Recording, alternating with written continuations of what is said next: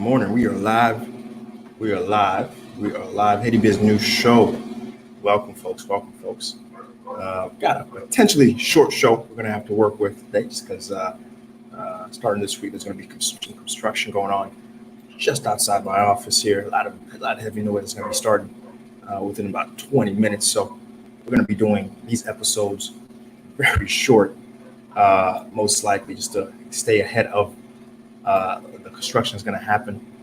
But nonetheless, while we're here, good morning to the folks who are watching this stream after the fact, and certainly good morning to the folks who are slowly coming in to participate in the live. Of course, you can always participate in the live every morning, Monday through Friday at 7 a.m. You are appreciated.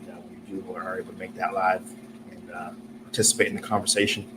Of course, we have YouTube Seejeanty channel. We have a lot of different content. If you haven't checked out YouTube Seejeanty to see all the things we have to offer, from droning in Haiti, from driving in Haiti, Haiti Biz spotlights, and on location where we go to different touristic and important sites across the country. Do make sure you go to YouTube Seejeanty. Check out the different playlists. There's so much content available. Make sure to check that out. Of course, as well, we have Book Haiti, bookhaiti.com. If you're looking to come into the country yourself and need travel agents and assistance with that, we're here to help with that at bookhaiti.com.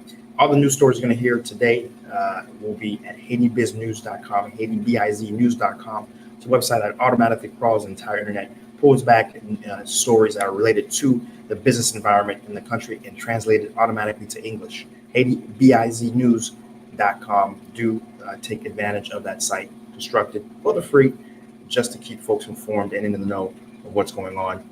We do have Banj FM. The GoFundMe is still live. Last I checked, it was at $20,000. Let me go take a look now and see where is it at right now. It's at 21, pushing $22,000. If you haven't provided to GoBunge yet, or the GoFundMe Banj FM, make sure you do so. It's really, really important that we come together. This community center for business and entrepreneurs in the country absolutely needs our assistance, needs our help, and do make sure you go participate in that. And of course, as you come in, do make sure you share the stream and to get more folks involved in the conversation. Those who are on Instagram, if you want a better quality viewing experience, do make sure to maybe switch over to your YouTube app, switch over to your Facebook app, head over to Seejeanty, and you'll have a slightly better experience participating. But nonetheless, you're here, and I will answer your questions or comments as they come up. And even after the stream's over, make sure you share the stream, get folks informed, and because we usually have a lot of qualitative conversations here, and it's a good idea to get as many folks included, even after the fact, right? Good morning, Tori Andre. Weekend was good. We're going to talk about that for sure. So good morning, Tori, over on Facebook. Good to see you.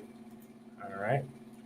So those are the announcements, of course, and I certainly hope we do have a few new folks here who are piggybacking off my live IG story session over on Haiti Lux. If you haven't seen that just yet, I believe you can go to Haiti Lux, which is an IG page, Haiti LUXE, where we had two to be done on Saturday, and I was basically giving you guys a full behind the scenes of what it takes to shoot on location. So if you haven't checked that out yet, go to Haiti Lux, go to their story, and I think they've actually made what we did this Saturday a permanent part of their highlights. So do make sure to check that out over at Haiti Lux. And again, we do appreciate those over at Haiti Lux who gave us the opportunity to share what we're doing over with the user base, right? And I do think we did get a few folks to come over and participate with what we're doing out here. So what is going on? What is going on in Haiti?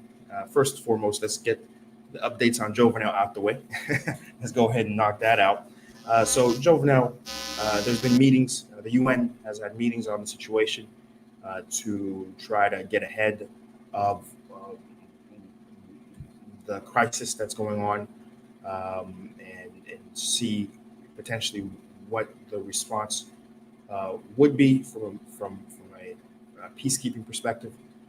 There's been no comments of any reactionary force coming into Haiti, but there are certainly meeting and keeping tabs of the very stark protests that's been going on constantly.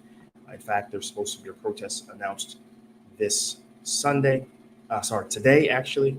So we'll keep an eye on that. There was a protest, a very large protest that happened Friday, which we'll talk about very shortly.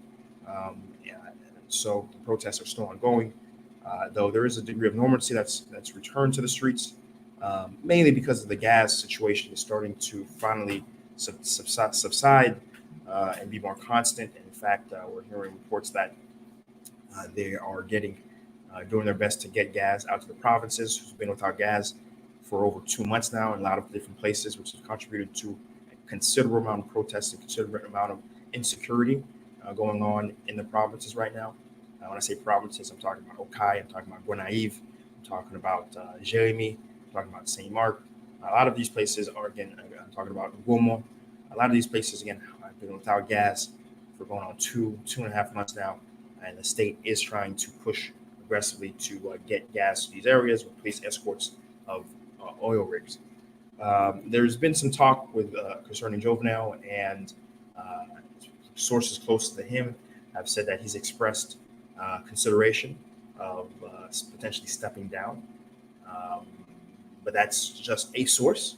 I personally have had sources that have said that PHTK and Jovenel basically have said he's not going anywhere. And if anyone's going to remove him out of his 5-year mandate, it's going to be a foreign power, like the UN or whoever. They're dug in, and they get too crass about the bigger situation and whatever insecurity that may become of it. That's counter sources. Certainly, the greater political and macro political situation is this: elections weren't held for a lot of the senators and deputies. I believe the senators, for example, there's only about going to be 10 senators starting in January. January, when the new term was supposed to start, only about 10 senators will have actually have remaining mandate. So, and same thing with the deputies, a very small amount. And so, in effect, starting in January, President Jovenel is going to be able to finish his mandate by ruling by decree. There will be no parliament really to stop whatever he's doing. And that certainly feeds to the dynamic of why so many parliamentarians, so many senators are rallying behind and trying to get him out of power. Certainly, they feel for many different reasons, both good and both bad, right? When I say good, both actually relating to his stance and what he may have done, and others related to just the fact that they want a piece of the pie, right? They are doing their damnedest right now, today, to help with that, and which makes us really want to consider out in the diaspora those, for example, meeting with Nancy Pelosi and Frederica Wilson. It really does make you pause because, yes, there are serious issues that the diaspora were speaking truth to power, but certainly the dynamics on the ground here have to be careful, right? Because certainly there are folks who would very much prefer, given that elections weren't held, that there was no government, no provision, and instead of provisional governments in place rather than one that has a constitutional mandate to be able to do less, and they themselves able to push for more of what their needs are on the ground. So we have to be very, very careful about them. And so these are things that you want to know if you're not living here. These are certain things you want to know if you're not a part of the ecosystem and really seeing things on the ground level. It's very easy to make things black and white when you're living abroad, and that's one reason why we're here and giving these sort of stories, because there's a lot more nuance involved with all the different actors going on. But it is important to note that, again, starting January, Jovenel will be able to rule by decree. Basically, for the next 3 years, he is king in the country, and so we will see ultimately, if Jovenel indeed did have a benevolency, did have a vision for the country, and it was not just about talk and lies, as so many people have ascribed what he is, we'll see starting in January if he is indeed able to hold on to power between now and then, right? So, so that's really the updates we want to provide. We'll keep an eye on the situation, particularly when it comes to protests, and we'll update you as time goes on. Tori Andre says, does this do what happened in Liberia and what happened in Haiti? The United States won't allow a full-out civil war to happen in their backyard, Tori.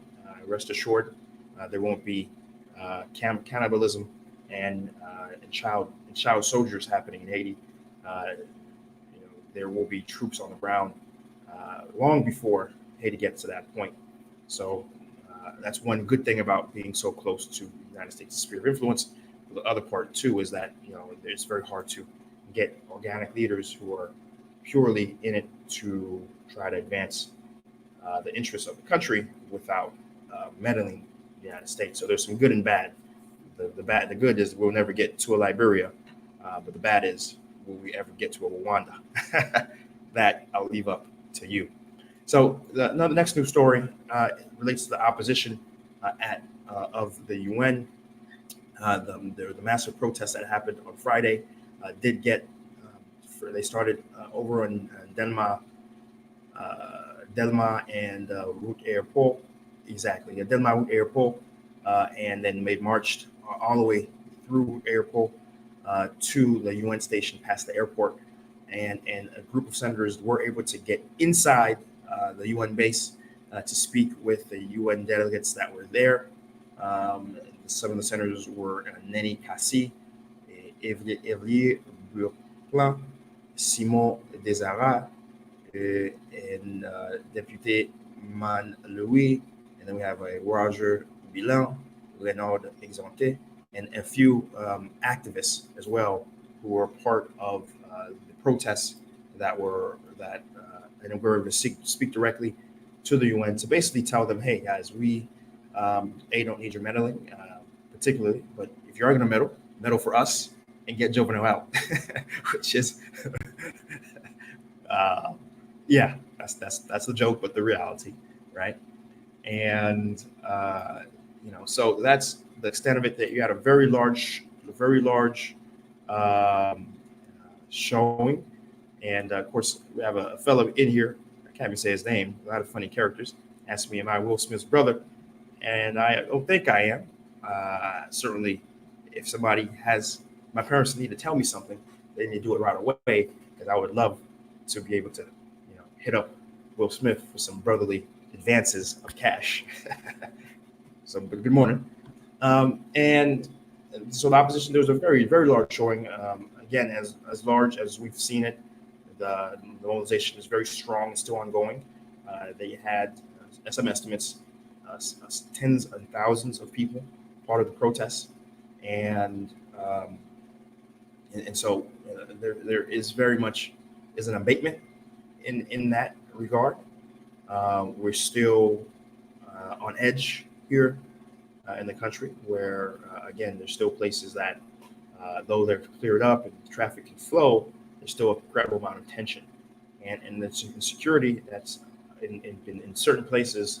For example, Matissan, for example, La Ville, those areas have ramped up in their insecurity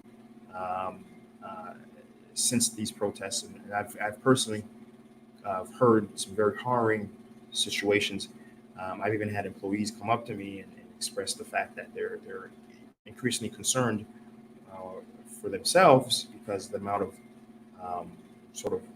robberies have increased throughout, even in the residential areas near Petionville, for folks of the PEP, right? So the insecurity, despite the fact that the protests have gone, insecurity has gone up considerably for many of the population. And so we'll keep an eye on that. And of course, hopefully we do hope that once things can settle here with the protests, the police would be able to go out and do their jobs. So we'll see. We'll keep an eye on things. The Minister of Education, our next news story, the Minister of Education has come out and expressed the fact that students need to go to school. There can be protests, but the fact that the protests have been so aggressive in many cases, not allowing any movement of the city to happen, including the news story we talked about the other day, which was the ambulances and medical workers being able to get out the hospital to get fuel supplies and things of that sort. And there's been talks about how to get that message out to allow ambulances at least to get through during times of protests. But the Minister of Education has come out and expressed also that it's against certain basic human rights conventions that education is affected. In most countries, you do have the right to protest, but schools should not be affected. And I certainly agree with that. I've seen the past 3 weeks that there's been no school. The school season has started, but there's been no school. And I know personally a lot of different parents who've paid a lot of money for their kids for the school year, because you have to pay it right before the school year, but they have not been able to take their kids to school minus perhaps a day or two. We're going on the third week now. And the fact that these protesters are calling for these protests during the week. And in fact, today's protest is supposed to be a quote unquote educational protest, where they've specifically called out for students to come out and participate. It shows that it is increasingly problematic and increasingly a goal of theirs to prevent schools from operating, which is incredibly counterproductive to one's goals. Because how can you ask for advancement politically while you're not allowing for advancement of children academically in the meantime? So there's calls for that. There's meetings specifically for that being talked about between the protesters and administration, specifically in terms of allowing students and allowing the flow of passage of schools. But even in the case where something like that would be agreed upon, we would have. I would, and I think many parents would be very questionable to allow their kids to go out during times of protests, and even certain many schools would also be very questionable to allow their teachers and their administrative staff to try to get to schools during times of very large, massive protests that are completely unpredictable and totally outside of the law, with police unable to generally corral where they're going and what they're doing, right? And those really are the two main news stories. We did also want to bring in the fact that Naomi Osaka, our very proud Haitian friend that we support tremendously and always are looking for her progress, has won the Chinese Open. We did want to mention that. Hats off to Naomi Osaka. She beat Australian Ashley Barty in 3 sets. And of course, as always, she in every interview, she always talks of Haiti and what's going on. So we got to give Miss Naomi a special shout out, and we certainly want to continue to provide updates positively on what she's doing. Certainly, we in Haiti are watching, and we certainly like providing those positive updates to her about her. Right. So let's go take a look at a few of these comments. And again, guys, the reason why I'm going a little quicker than usual is because of the fact that we're going to have some construction here in the office. I'm trying to get ahead of some of the noise and some of the very heavy jackhammering that's going to be happening. So these episodes are going to be probably pretty short this week. But of course, we'll still try to have conversations as much as we can during this. We had a couple comments over on YouTube. Let's take a look. Pierre Paul, good morning, my brother. Always happy to see you. Always appreciate your comments. Let's take a look. What Pierre Paul say today? I am glad this last protest was more peaceful. Now I hope either this will end in the best interest of the people, and not just admiring the chaos. We shall see how far this gets when this year is over. Certainly, we don't know that. Whether or not it's going to end in the best interest of the people, I doubt it. There's too many players involved, and the things that are needed to advance the things that are needed to advance the things of advancement that are needed to be done takes a lot of political will and independence that Haiti just doesn't have. Example, what Haiti needs to do is, we talked about this many times on the stream, is increase tariffs on imports of agriculture and really aggressively push agriculture within the country. So not only from a food security perspective, but to put people to work and also relieve the stress of the amount of people in the larger cities. We haven't yet seen that. In fact, we saw the opposite under Jovenel, where he decreased the tariff of imported rice from 3% down to 0%, right? So actually going in the opposite direction. What we need is laws to make business registration easier, from the current cost of near $4,000 US to incorporate a corporation to what it is next door in DR to be just $100 in one day. Where here in Haiti, it gets almost $4,000 in 3 months to register a corporation. And so those are the things that are certainly needed to be done, but yet there is no conversations, no talks about anything of that sort. And of course, we need other bigger things, such as actual infrastructure projects towards electricity, make electricity actually to be much easier to be paid, much easier to be tracked, much easier to be deprived, to be honest, because if you don't have a stick in addition to the carrot, folks aren't going to pay their electricity bill, which is why almost 80% of all electricity bills are not paid. Meanwhile, Digicel is profitable because if you don't pay for minutes on your phone, you will not be able to talk on the phone, right? Which is of course counter to the folks say, well, they have jobs, I think it's pay for electricity, but they're paying for everything else because you have to, right? The water market is not covered by the state, so you have to buy for truckloads of water to come deliver water in your home. Electricity for many parts, folks have to get little batteries, generators, so there's already a privatization of everything except things that really need to be enforced to improve the society as a whole, right?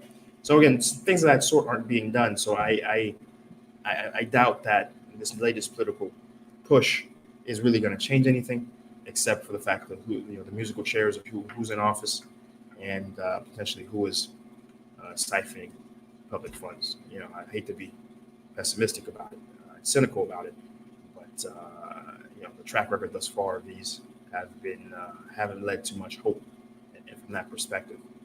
But great conversation, Pierre Paul. Great comment, regardless. Also, following with every school's opening, definitely. There's schools are supposed to open today. In fact, the Minister of Education, one of the reasons why he went on air was broadcasted a message on Facebook, even though most people don't have electricity or internet to have read it. But nonetheless, the reason why he went on was because he did expect schools to be open, and he wanted to encourage folks to allow students to go out and go to school. But we'll see what actually happens. We'll see the nature of the protests, but I am aware that school is supposed to start for many parents. Right? Well, I appreciate that. Appreciate the comment on my cleverness. I appreciate that. John Revelation, good morning, my brother. Good morning. Good to see you. Tori Andre, where does the money go? That is a $1 million question, because it's certainly not going to public institutions and public works. And we do have a few comments here on IG. Let's take a look. Let's see. You got 4chan. Good morning. 4chan with some comments. Well, we appreciate you, brother, our sister, making me blush. And but no other comments to be able to comment on in particular. So I think that's where we're going to end it. A relatively short stream today. We do appreciate those who were able to come on live. Remember, guys, do share the stream wherever you may be. It's important to keep folks informed of what may be going on. It's important to keep folks informed in terms of perspective of and the reality of what's going on for someone who is on the ground daily and is constantly getting sources of both behind the scenes and upfront. And of course, we do appreciate those who can watch it. Do share it even after it's over. Do share that stream. For all our news stories, you can always check out HaitiBizNews.com, HaitiBizNews.com for all these stories that we talked about, right? You can go to bookhaiti.com. Remember, when things do calm down, you can get different excursions and be accompanied by a tour guide. This is an in-house proprietary company. So in fact, you'll be part of the Seejeanty staff when you do visit, and you are part of it, part of that experience and other things we do, right? And of course, don't forget the Banj GoFundMe. Don't forget the Banj GoFundMe. It's really important to go and support what's going on. There are pushing 22,000. Photo Bliss, good morning. Good morning. Thanks for popping in. And I went ahead and put in the Banj GoFundMe link, both on YouTube and on YouTube and on Facebook. So again, guys, if you're watching on those streams, you can go ahead and participate in that GoFundMe. Every little bit counts to get this very important community center back on its feet and back operating, because it's absolutely needed to serve the young Haitian entrepreneurs that were participating. Over 80 Haitian entrepreneurs were here at that economic community center, and which unfortunately was disregarded, totally looted out of existence. So we need the community to come back together and put that back on its feet, because again, we know it's entrepreneurial efforts that drive countries forward, and Banj was a big player in that. So we need to get them back. So whatever you can provide, maybe $5, $10, $20, $100, whatever you can provide, do remember they're there and they do need your assistance. All right, again, they're $22,000. I think they have a goal of $50,000. So let's see what we can do to get them as close as possible. And if you even can't share, even if you can't provide, do share the Banj GoFundMe across your network. All right. And as usual, if you're new here, make sure you subscribe. If you're new to watch me on Instagram, make sure to go to YouTube, Seejeanty, Genty, and subscribe. And make sure you comment. Even after the fact, I do look at them. Make sure you like. Make sure you share it. Right. And again, we're live here every Monday through Friday from 7 a.m. All right. So make sure you have your notifications on, and I do hope to catch you guys tomorrow morning. And again, until we're back at it again, guys, listen, we'll be back at it again. Peace.